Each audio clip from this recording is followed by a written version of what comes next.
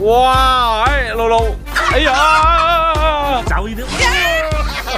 喂，大灣區 family， 吃喝玩樂好 easy。今集帶住我哋大灣區 family 去揾江門最有特色嘅農家菜，究竟佢係咪天花板？我哋嚟試下啦！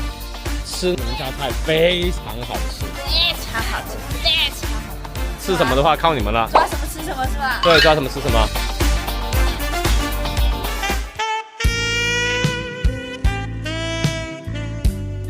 錯啦！嗱，我哋率先派出2位捉雞選手，啊唔係，係捉雞佳麗至啱。今晚食粥食飯就靠晒你哋啦！哇！露露，你喜歡哪隻？你跟我說。就這個吧。哎呀！喂，係你叫定隻雞叫啊？哇！你太綠佬，仲大膽過我啊！你係吃這一隻。嗱，4隻走呢啲。怎麼吃？姜葱。係你招牌姜葱。呢鑊真係蘿蔔頭入村，你哋連人哋嘅木瓜都唔放過。型好型啊！但係你後面一嘢攞住，終於有得食啦！咁聽講佢哋嘅招牌菜咧都有10幾款嘅喎。今日我哋就嚟洗佢版，但係食之前一直有個疑問就係點解佢哋會叫三白嘅咧？你三白係邊度嚟嘅？三白我老公請我嚟嘅。以佢嘅名命名為三百飯嘢。我單時入去300嘅時候燒3嚿水，所以叫300蚊。三百。即係每一等陣咧，我哋決定拍行你嘅招牌。點解咧？咁好啊！係一開頭先。咁200蚊。好，我哋低調啲。紅燒豆腐聽講佢係手工製作嘅，唔怪之咁香豆味啦。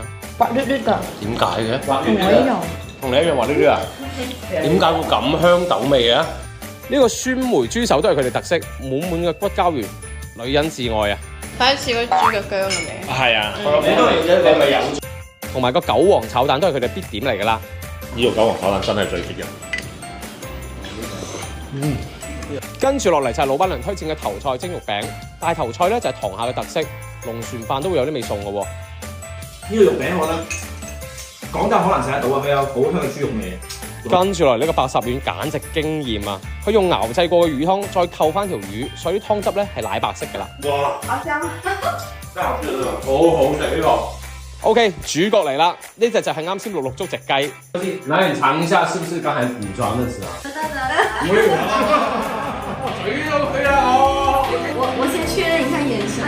那雙眼動人，笑聲更迷人。願再可輕撫你。你睇陸幾滋味，話晒都自己捉㗎嘛。個皮都滑捋捋嘅，好好味喎。有冇雞味先？好重雞味。好重雞味啊！係個問題，雞味到底係咩味？佢手好閪重雞味，真係好勁啊！啲雞味。我以為佢係一個形容詞嚟咯，即係好新鮮或者好有雞味。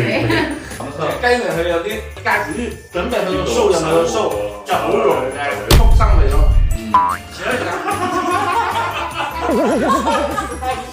嚟得江門又點可以唔食黃鱔飯呢？正宗台山嘅做法，拆肉起骨，一啖落去，啖啖肉。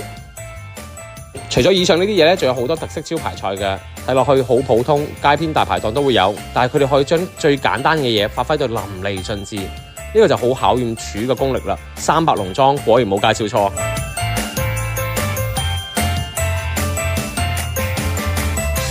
下一期我就會帶住 family 嘅一眾老友，發掘一下邊度有好嘢玩嘅，記得關注我哋啦。